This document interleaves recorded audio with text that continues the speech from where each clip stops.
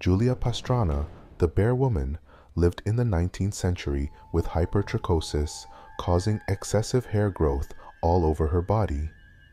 Born in Mexico in 1834, she became a sensation in Europe and the US, performing in circuses. Despite exploitation, Pastrana spoke multiple languages, sang, and danced. Tragically, she died in 1860, and her body, along with her infants, faced posthumous exploitation. Eventually, their remains were repatriated to Mexico in 2013, acknowledging the need for dignity and respect for those once exhibited as curiosities. Brad Byers, known as the Human Toolbox, is an American sideshow performer born in 1959. Renowned for his extraordinary feats, he gained fame by turning himself into a human toolbox, hammering nails into his nose, and accomplishing various jaw-dropping stunts. Byers holds multiple Guinness World Records, showcasing his exceptional flexibility and pain tolerance. His performances blend shock value with skill, making him a standout in the world of sideshow entertainment. Prince Randian, known as the Living Torso, was a remarkable performer born without limbs in British Guiana, now Guyana, in 1871. Despite his physical challenges, he achieved fame in the early 20th century as part of circus sideshows. Randian demonstrated exceptional skills, using his mouth and shoulders to perform various tasks like rolling cigarettes and shaving.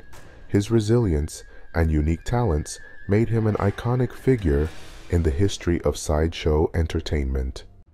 Richard Sandrak, known as Little Hercules, gained fame in the late 90s as a child bodybuilder. Born in 1992, he began intense training at a young age under his father's guidance, a martial arts champion. Sandrak's muscular physique and strength captivated the media, leading to documentaries and appearances. However, as he grew older, Sandrak distanced himself from bodybuilding, aiming for a more balanced life away from the spotlight. His childhood fame remains a unique chapter in the history of youth in the fitness world. On December 25, 2009, Umar Farouk Abdul Muttalab attempted to detonate a bomb sewn to his underwear while flying on Northwest Airlines Flight 253 from Amsterdam to Detroit, Michigan. He detonated the bomb 20 minutes before the landing. However, the bomb failed to detonate properly. It exploded and started a fire that injured him and 2 others. Abdul Muttalab was convicted in a U.S. federal court of 8 federal criminal counts, including attempted use of a weapon of mass destruction and attempted murder of 289 people. On the 16th of February 2012, he was sentenced to 4 life terms plus 50 years without parole. He is incarcerated at ADX Florence. On January 28, 1986, the Space Shuttle Challenger broke apart 73 seconds into its flight, killing all 7 crew members aboard. This video shows the reactions of people who witnessed the tragic incident.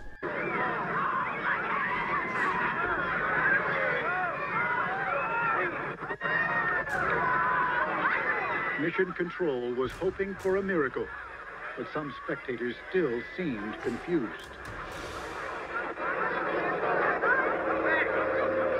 For many in the crowd, the announcement didn't clarify anything.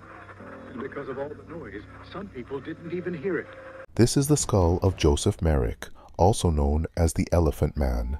He tragically passed away in April 1890 when he dislocated his neck and asphyxiated while attempting to lie down. He was only 27.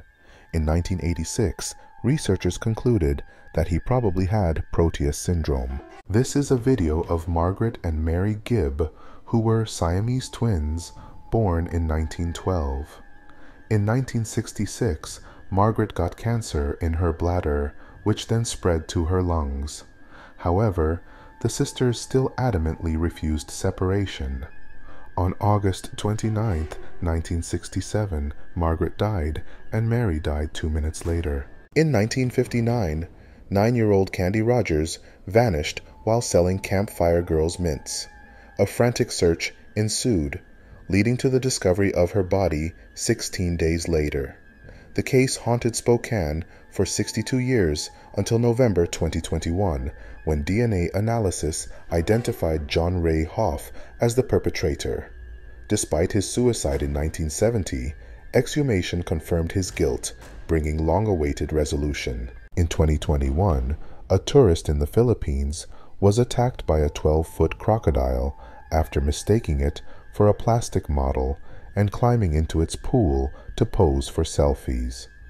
He suffered an injured arm, but escaped any fatal injuries. In 2014, Jason Browning of Daytona Beach, Florida, walked in on the babysitter, 18-year-old Raymond Frolander, abusing his 11-year-old son. Browning then beat Frolander, and Frolander's subsequent mugshot photo of his battered face went viral. Frolander took a plea bargain, and the courts charged him with lewd and lascivious molestation of a victim younger than 12. Florida courts sentenced him to 25 years in prison. Authorities did not charge Browning with assault, and Browning maintained he would have likely killed Frolander if his son had not intervened. In 2000, Paola Gallo was kidnapped in Mexico. Her father paid a ransom, but tragically, she was found dead. Frustrated with the stagnant case, Eduardo Gallo turned amateur detective, discovering a crucial lead, a payphone. After a year, he guided authorities to the culprit, Francisco Zamora Arellano, leading to his arrest and confession. In November 2014, law enforcement arrested 31-year-old Kwan Even Chow and charged him on 2 counts of committing lewd acts on a child under the age of 14.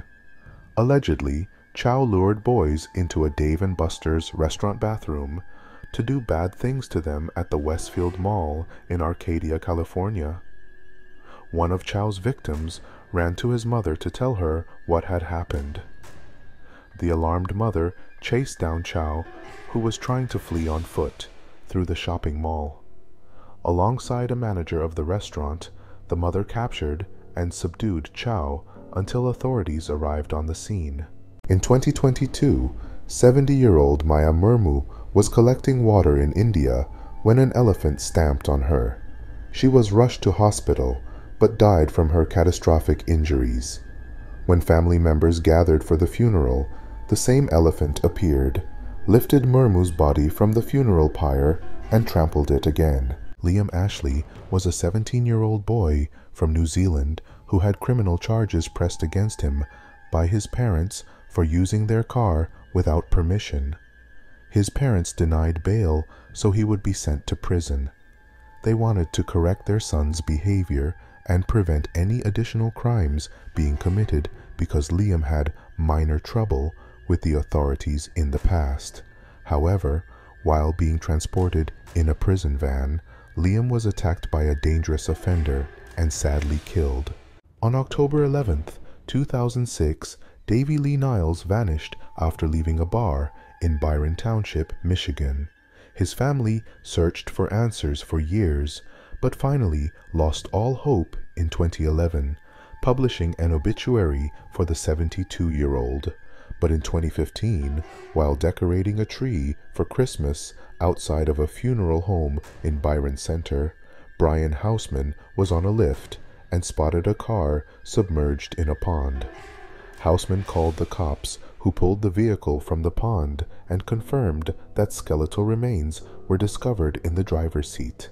The car was also visible on Google Maps for years prior to Houseman's discovery. Aimo Koivunen, a 27-year-old soldier, and his Finnish ski unit faced a superior Soviet attack in Lapland, Finland's northern region, on March 18, 1944. Retreating through deep snow, Koivunen became exhausted. Recalling his stash of Pervitin, an early World War version of meth, he consumed all 30 pills, experiencing a sudden surge of energy that enabled him to outpace both the Soviets and his unit before eventually passing out. When he woke up, He'd covered 100 kilometers alone and high, without food or ammunition. He kept skiing, encountering Soviets multiple times, but always escaping, even after an injury, from a landmine. Covering a distance of 400 kilometers to reach Finnish territory, he arrived, weighing only 94 pounds, with a heart rate of 200 beats per minute.